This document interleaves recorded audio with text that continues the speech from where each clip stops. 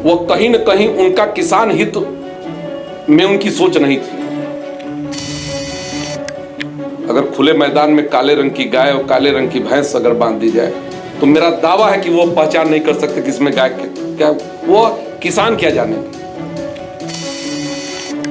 और अच्छे दिन तो हैं। किस कहाँ पे दिखे अच्छे दिन? आपको अच्छे दिन नहीं दिखाई दिए। ऐसे ऐसे हॉस्पिटल थे जो एकदम बीमार थे, जहां डॉक्टर नहीं थे, जहां किसी तरह की कोई व्यवस्था नहीं थी, उनको इस 4 सालों में हमने दुरुस्त किया। नमस्कार, मैं पीयूष मणि अवस्थी, आप देख रहे हैं इंडिया जंक्शन। इंडिया जंक्शन की खास मुलाकात में आज हमारे साथ मौजूद है विनय कुमार राय जी। आपको बता दें कि विनय कुमार राय जी कौन है। विनय कुमार राय जी जनपद मऊ के रहने वाले हैं और किसान मोर्चा, भारतीय जनता पार्टी किसान मोर्चा इकाई के प्रदेश उपाध्यक्ष हैं। इनके बारे में अगर आपको बताएं, हम तो 89 से इन्होंने अपनी राजनीति की शुरुआत की और आज इनसे हम चर्चा करेंगे किसानों के दर्द को लेकर, भारतीय जनता पार्टी के 4 साल जो पूरे हुए हैं उन पे कुछ लेकर। इस तरीके से आज हमको बताएंगे कि आने वाले समय में जो इनकी सरकार जो काम कर रही है और जो 22 में चुनाव होने हैं विधानसभा के, कितनी मजबूत है इनकी विधानसभा, कितना मजबूत है इनका जो क्षेत्र है और क्या क्या इनकी योजनाएं हैं, किस तरह से ये भारतीय जनता पार्टी को 22 में एक नई दिशा देने का काम करेंगे। एक सवाल हमारा आपसे है कि ये जो 22 में चुनाव भी आने वाला है, तैयारी जोर शोर से हो रही है, क्या लग रहा है इस बार क्या माहौल बनेगा, किस तरीके का माहौल होगा? 2022 का चुनाव जो अब सन्निकट है, निश्चित रूप से भारतीय जनता पार्टी जो गांव गरीब किसानों के लिए किया है, आज भले ही विपक्ष भारतीय जनता पार्टी के खिलाफ अनर्गल प्रलाप कर रहा हो, लेकिन गांव का हर गरीब और गांव का किसान भारतीय जनता पार्टी की नीतियों और रीतियों से वह काफी खुश है। और आजादी के बाद सर्वाधिक समय तक जो भारतीय जनता पार्टी के विपरीत जो सरकारें रही हैं, उन्होंने गांव गरीबों की उपेक्षा किया, जिसका परिणाम रहा कि इस देश के अंदर एक बहुत बड़ी संख्या में लोगों का शहरों की तरफ पलायन हुआ। पहली बार केंद्र में हमारे यशस्वी प्रधानमंत्री नरेंद्र मोदी जी के नेतृत्व में और प्रदेश में पूज्य योगी जी के नेतृत्व में जो सरकार चल रही है, यह शुद्ध रूप से गांव गरीब और किसानों के लिए समर्पित सरकार है। और अपने उसी लोकप्रियता के दम पर हम इस बार 300 पार जो हमारे नेताओं ने नारा दिया है, उसको हम पार करें। तो क्या लगता है कि आप रिकॉर्ड को तोड़ पाएंगे? जिस तरह से पीछे कई दशक पहले अगर हम जाते हैं तो उसमें दिखता है कि रिपीट सरकार नहीं होती यूपी में, बसपा आएगी तो सपा आएगी, सपा आएगी तो, अगर कांग्रेस की बात करें तो वो तो है ही नहीं, 89 से नहीं है, 30 साल हो गए उनको गए यहाँ से। उसके बाद क्षेत्रीय पार्टी जो सपा और बसपा है, लगातार इनका और भारतीय जनता पार्टी का आना जाना लगा रहा। इससे पहले सपा थी, उसके पहले बसपा थी, उसके पहले भी बसपा थी, सपा थी। तो कुल मिला के अब फिर वो वक्त आ गया है। कहीं ना कहीं से कुछ लोगों के अंदर भारतीय जनता पार्टी को लेकर, बढ़ती महंगाई को लेकर कहीं ना कहीं से रोज़ दिखाई देता है। इधर कोरोना काल में भी कोरोना काल हुआ, इस पार्टी ने कोरोना काल को देखा, जनता ने, देश ने देखा। तो अब जो 22 में चुनाव आने वाला है, उसमें विपक्षी लोग भी बढ़ चढ़ के बयानबाजी कर रहे हैं। ऐसे में क्या लग रहा है कि किस तरह से इनको आप जो है? देखिए, लोगों ने समाजवादी पार्टी की भी सरकार को देखा है, लोगों ने बहुजन समाज, मायावती जी के नेतृत्व में बहुजन समाज पार्टी की भी सरकार को देखा है। प्रदेश की जनता ने जिस तरह से समाजवादी पार्टी का न कोई सिद्धांत था, जिस तरह से उत्तर प्रदेश के अंदर अराजकता का माहौल था, कई सालों से गन्ना किसानों के बकाये थे, एक पूरा परिवार उत्तर प्रदेश के अंदर एक लूट तंत्र स्थापित किया हुआ था। उसी तरह से बहुजन समाज पार्टी, बहन जी ने भी पूरे प्रदेश में एक वसूली का कार्यक्रम चलाया। जनहित की कोई योजनाएं उन्होंने नहीं चलाई। इस प्रदेश की जनता, आज वह लाख बार कहें, लेकिन आज प्रदेश के अंदर सुशासन दिख रहा है, प्रदेश के अंदर गांव में विकास दिख रहा है, सड़कों का जाल दिख रहा है।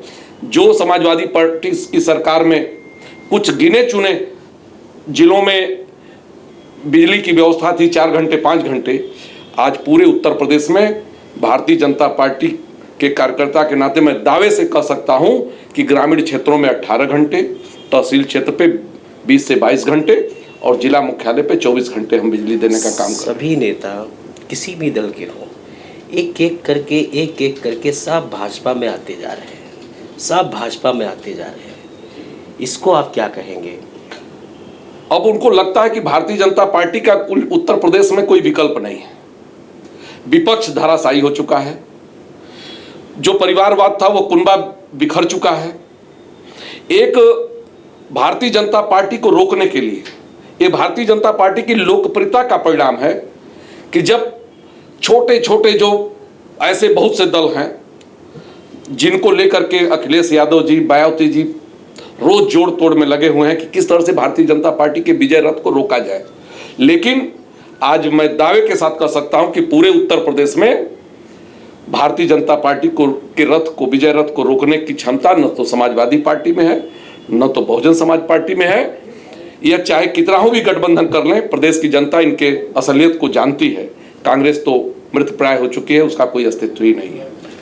बंगाल चुनाव, अभी हालिया में बंगाल चुनाव हुए हैं, भारतीय जनता पार्टी के बड़े पदाधिकारी बड़ी बड़ी बातें कर रहे थे कि बंगाल को हमने जीत लिया, दीदी गई, इस तरीके से बड़े बड़े स्लोगन्स पोस्टर अखबारों में देखने को मिल रहे थे, लेकिन नतीजा सामने आया। देखिए, बंगाल की जो सामाजिक स्थिति पिछली सरकारों ने बिगाड़ा है, आज बंगाल में चुनाव के बाद जिस तरह की हिंसा दिख रही है, यह पूरा विश्व इस बात को जानता है कि किन परिस्थितियों में वे हालात पैदा हुए हैं। फिर भी भारतीय जनता पार्टी के हमारे नेताओं का प्रयास रहा कि जहां 3 से हम अपनी सीटें बढ़ाने में कामयाब हुए, आने वाले समय में अगर भारतीय जनता पार्टी ने कश्मीर को ठीक कर दिया तो बंगाल को भी हम ठीक करेंगे। और वहां भी ये जो बढ़ती हुई महंगाई है, आप मुझे बताइए कि आखिरी बार आपने 100 रुपये लीटर पेट्रोल कब डलवाया था गाड़ी में अपनी? देखिए, पेट्रोल आखिरी बार आपने अपनी गाड़ी में कब डलवाया था? देखिए, पेट्रोल की जहां तक बात है, अभी मुझे इसका बहुत ज्ञान नहीं था, लेकिन मीडिया के ही माध्यम से पता चला कि पिछले मनमोहन सिंह जी की सरकार ने जब कच्चे तेल के दाम बढ़े और पेट्रोलियम कंपनियों ने जब उसके दाम बढ़ाने का प्रयास किया, तो अपनी सस्ती लोकप्रियता के लिए उन्होंने बांड जारी किया जी, और उस बांड की अब मैच्योरिटी का समय आ चुका है और ये पेट्रोल के दाम उनकी उन गलतियों के चलते मतलब आज जो है बढ़ रहे हैं। मतलब महंगाई अगर बढ़ रही है भाजपा सरकार में, पेट्रोल के दाम अगर भाजपा सरकार में बढ़ रहे हैं, तो ये गलती पिछली सरकार की है। तो यानी कि इसमें आपका कोई डीजल और पेट्रोल के दाम की वृद्धि में पिछली सरकार की गलतियों का नतीजा है, खामियाजा भारतीय जनता पार्टी की सरकार की। अगला मौका अगर आपको मिला तो ये हम इसको भी कंट्रोल करेंगे। हमने हर चीज को कंट्रोल किया। इस पेट्रोल के बढ़ते दाम को रोकने के लिए एक चांस अभी आपको और चाहिए। चलिए ठीक, मेरा एक दूसरा सवाल आपसे है कि किसान समाज के आप प्रदेश अध्यक्ष हैं।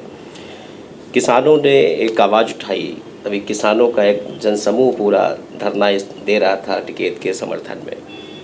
क्या लग रहा है कि कैसे आप किसानों को समझा पाएंगे, कैसे किसानों को शांत करेंगे? देखिए, आपकी अपनी क्या रणनीति पूरी है किसानों को? मैं दावे के साथ कह सकता हूं कि जिन लोगों ने इसको उठाने का प्रयास किया, वह कहीं न कहीं उनका किसान हित में उनकी सोच नहीं थी।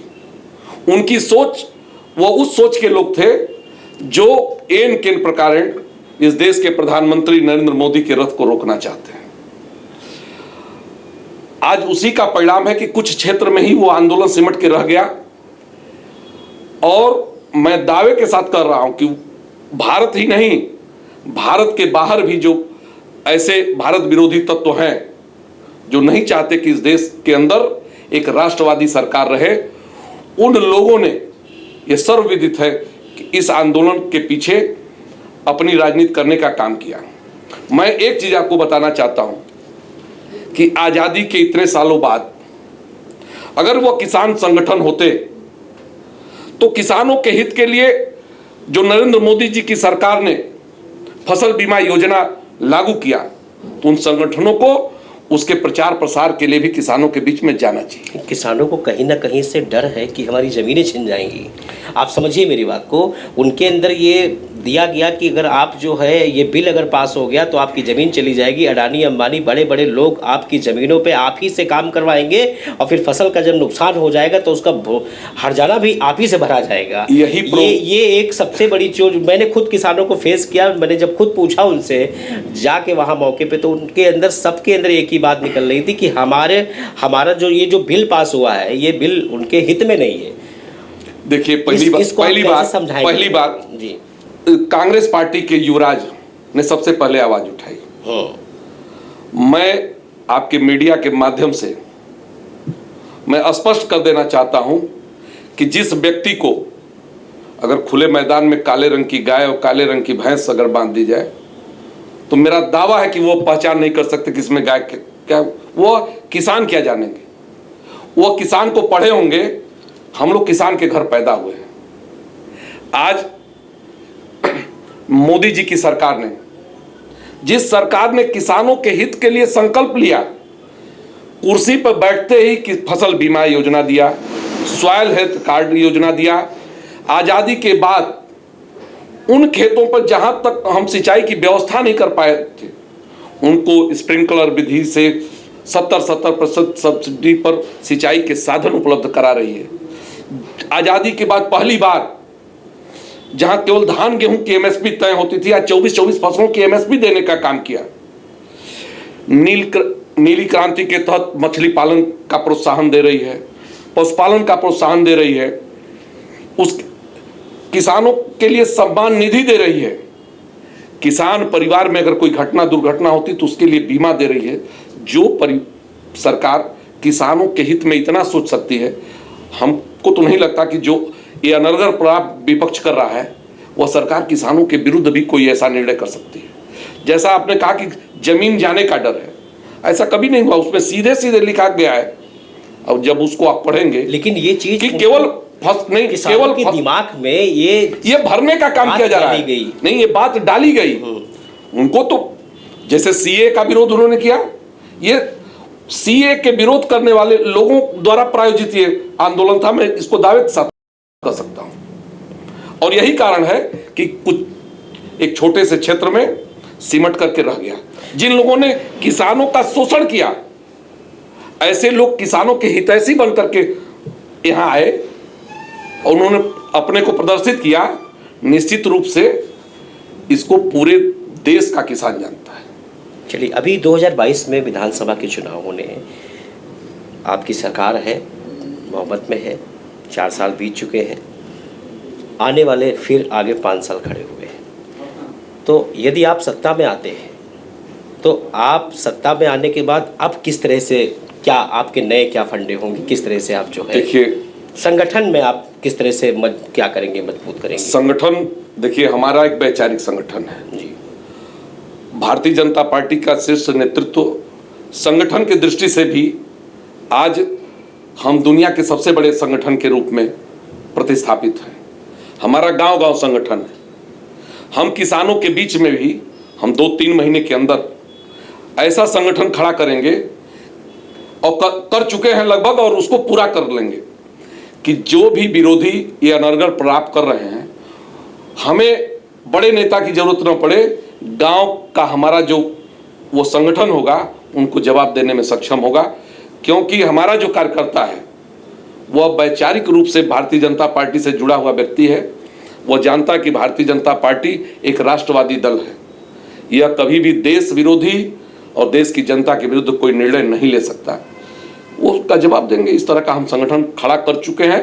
थोड़ा बहुत जो कमी है 2022 के पहले, उसको हम उसकी भरपाई करके 2022 में जो हमारे प्रदेश के पूज्य योगी जी ने और केशव जी ने जो नारा दिया, जो हमारे केंद्रीय नेतृत्व ने नारा दिया है कि हम 300 से पार करेंगे, उसको चरितार्थ करके दिखाएंगे। और अच्छे दिन तो हैं।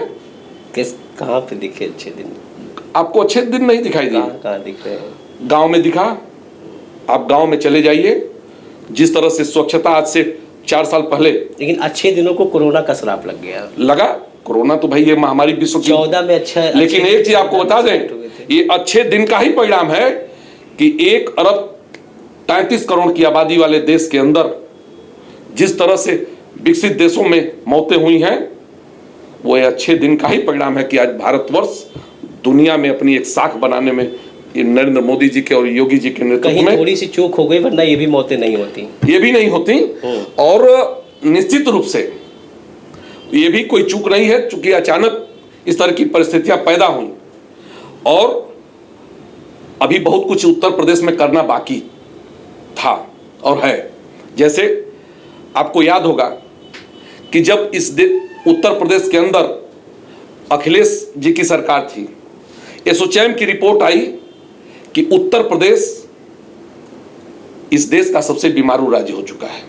आप लोगों ने पढ़ा भी होगा, आप ही लोगों के द्वारा हम लोगों को भी जानकारी हुई। उस बीमारू प्रदेश जो अखिलेश जी के समय बीमारू प्रदेश था, और 2017 में जब पूज्य योगी जी की सरकार आती है, हम वादा करते हैं किसानों को कि हम आपका ऋण माफ करते हैं। उस बीमारू प्रदेश के अंदर हमने उस चुनौती को स्वीकार किया और 36,000 करोड़ से 86 लाख किसानों का हमने ऋण माफ करने का काम किया। उसी बीमारू प्रदेश, जो बीमारू प्रदेश था, उसी बीमारू प्रदेश के मुखिया जब अखिलेश यादव हुआ करते थे, उन्होंने 108 एम्बुलेंस दी थी, जिन एम्बुलेंस पे कोरोना के मरीज लद के गए। आपको बता दें जी, 108 उसके पहले और अभी 108 उसके पहले उत्तराखंड में भारतीय जनता पार्टी की सरकार ने दिया था। नहीं, हम यूपी की बात कर रहे हैं। यूपी के अंदर भी, यूपी उत्तराखंड एक ही है, वो अलग हो चुका है, साथ ही चुनाव उसकी शुरुआत। लेकिन उस बीमारू प्रदेश में अगर एम्बुलेंस किसी ने दी थी, 108 नंबर जो एक फोन पे निःशुल्क लेके जाती थी, वो अखिलेश की ही देन थी।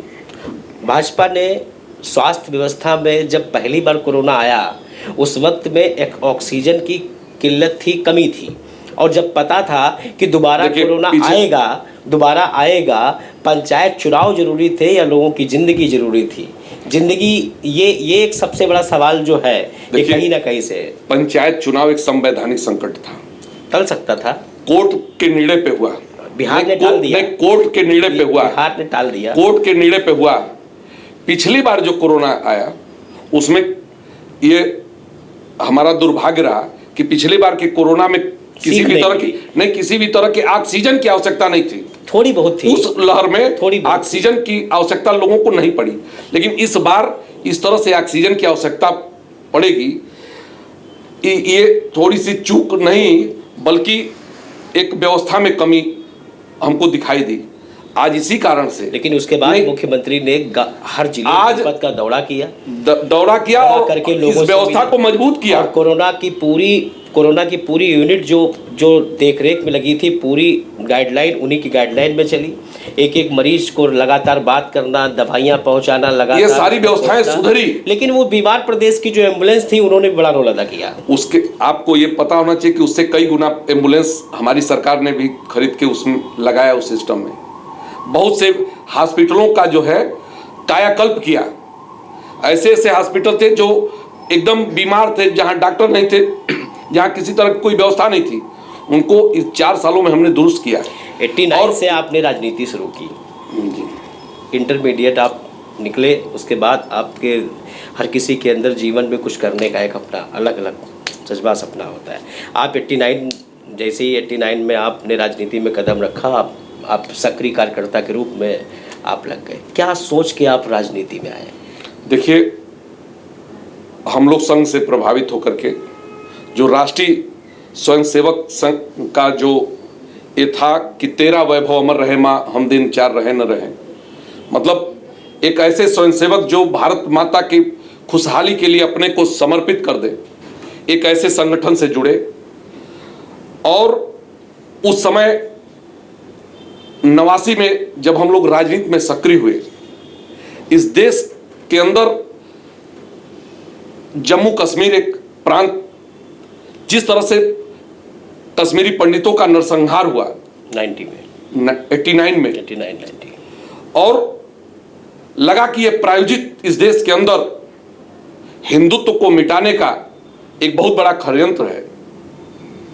हम लोग हिंदुत्व से प्रभावित होकर के भारतीय जनता पार्टी की राजनीति में आए और जो भारतीय जनता पार्टी जिस मुद्दे पे काम कर रही है, जो पंडित दीनदयाल उपाध्याय जी ने जो एक एकात्म मानववाद का जो सिद्धांत दिया कि समाज के अंतिम व्यक्ति के उत्थान के लिए अगर राजनीति काम करती है तो वही सेवा भाव की राजनीति ही असली राजनीति है।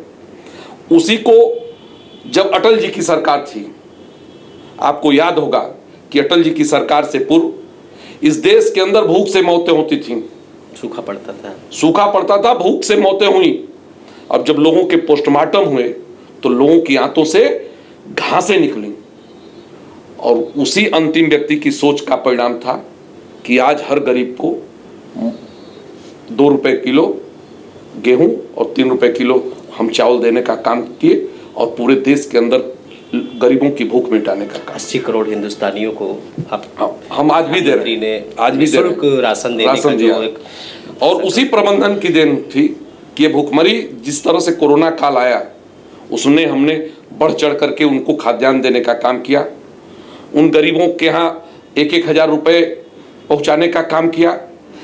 वह गरीब किसी भी तरह से प्रभावित न हो उसके लिए भारतीय जनता पार्टी की का एक कार्यकर्ता से लेकर के संगठन से लेकर के सरकार खड़ी रही, जिसका परिणाम रहा कि ऐसे देश में हम एक विकासशील देश के व्यक्ति हैं, हमारे संसाधन अमेरिका रूस और उसके जैसे नहीं हैं, लेकिन अमेरिका और रूस में जिस तरह से मौतें हुई उस तरह से भारतवर्ष में नहीं हुई। और जिसकी यहाँ मजबूत था लोगों का।